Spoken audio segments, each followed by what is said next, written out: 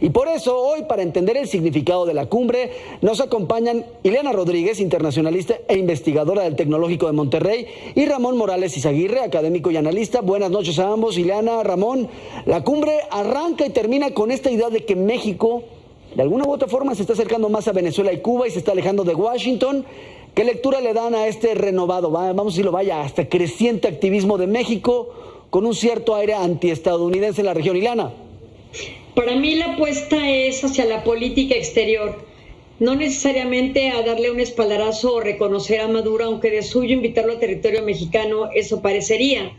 Pero en todo caso la lectura como internacionalista es apostarle a la política exterior y a los principios que se suscriben en la Constitución en el artículo 89, fracción 10, particularmente el llamado a la cooperación internacional. La CELAC es un foro de diálogo donde deben hacer ideas concretas. Incluir a Venezuela entendería que el propósito es suavizar la circunstancia y tratar de generar el diálogo entre otros estados y Venezuela, estados que hoy día por supuesto no reconocen a Maduro y sí reconocen a Juan Guaidó, pero más allá de ello, apostando en la política exterior, es buscar los impactos de esta en la comunidad de cada pueblo a través de una intentona comunitaria de los estados que conforman la CELAC. Entonces, para mí no es necesariamente centrarnos en el personaje de Maduro, sino en todo caso apostarle a la política exterior de alto nivel, aunque eso, por supuesto, pueda generar prurito o escozor entre algunos de los países que se presentaron en esta reunión. Bien, voy contigo, Ramón, la misma pregunta, ¿tú cómo lo viste? Es muy importante recordar que Estados Unidos crea la figura del presidente y desde su concepción original en el artículo 2, mismo que la Constitución mexicana casi copia de la misma forma en el artículo 89, fracciones segunda, séptima y décima, establece que el presidente de México es el director, el coordinador de nuestra política exterior para nombrar embajadores, para declarar la guerra, para celebrar tratados internacionales y debe de guiar la política exterior por varios de los principios que comentaba Ileana. Pero lo que quisiera destacar en este punto es que debido a que el presidente tiene tanta libertad o tanta autonomía para coordinar la política exterior, sucede precisamente lo que Maduro decía, ¿no? Se ideologiza mucho la política exterior y por un lado tienes un presidente de derecha que es muy colaborativo y por otro lado tienes un presidente de izquierda que es también muy colaborativo pero siempre con matices ideológicos. Uno de los principales puntos que creo que hay que aceptar y creo que México tiene que dar ese paso es entender que la ideología es la política de los novatos. ¿Por qué lo digo? Porque son 195 países en el mundo, cada uno tiene un líder con una diferente ideología, pero solo un estado. Y a la hora de gobernar, creo que los mismos cuadros de izquierda aquí en México, incluso voceros de Morena, han dicho que el presidente Andrés Manuel López Obrador no es de izquierda y que la cuarta transformación es obradorista, no es de izquierda. Esto tiene consecuencias en política exterior porque obviamente le da manga ancha para que el presidente politice e ideologice mucho su gestión.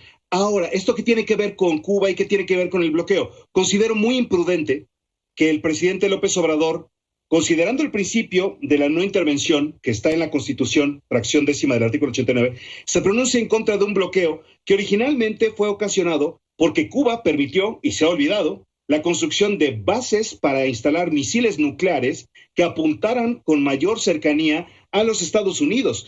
Fidel Castro permitió que la Unión Soviética construyera estas bases y este bloqueo económico es una medida de seguridad. Ahí la tengo que tener, ahí está la visión de Ramón. Me queda 1 minuto y medio, compañeros, porque realmente se nos complicó muchísimo el día de hoy debido a lo que pasó en Salamanca, pero les voy a hacer una pregunta final y les pediría una conclusión rápida por parte de ambos. Uno de los temas centrales de la cumbre fue el de Cuba. Indudablemente vimos primero el pronunciamiento que dio el presidente López Obrador en la semana, exigiéndole a Joe Biden que acabe con el bloqueo en la isla. Habrá quien le diga embargo, hay quien le dice bloqueo. Y luego tuvimos este llamado de la CELAC en el mismo sentido. Les quiero preguntar, y a manera de conclusión, tenemos 1 minuto para cada uno, ¿cómo perciben que va a recibir Washington este activismo mexicano en un asunto que evidentemente no le agrada a Estados Unidos? Vamos primero contigo, Ileana. Bueno, desde el punto de vista de la Carta de Naciones Unidas, hablar del término bloqueo es correcto, porque finalmente son una serie de leyes en los Estados Unidos las que impiden la comercialización con la isla y el golpeo que se produce en esta.